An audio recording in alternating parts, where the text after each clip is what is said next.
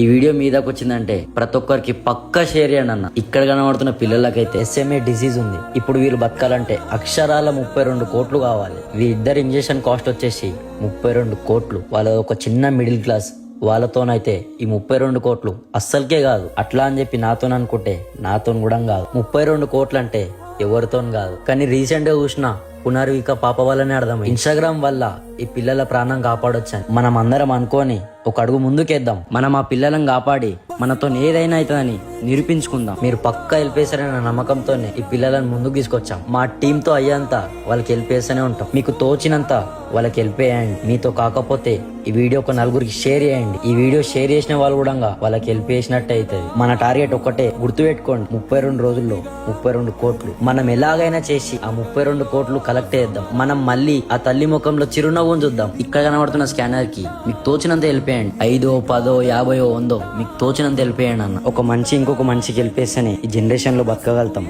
ఈ వీడియో ప్రతి ఒక్కరు స్టోరీ పెట్టాలని మనస్ఫూర్తిగా కోరుకుంటున్నాను.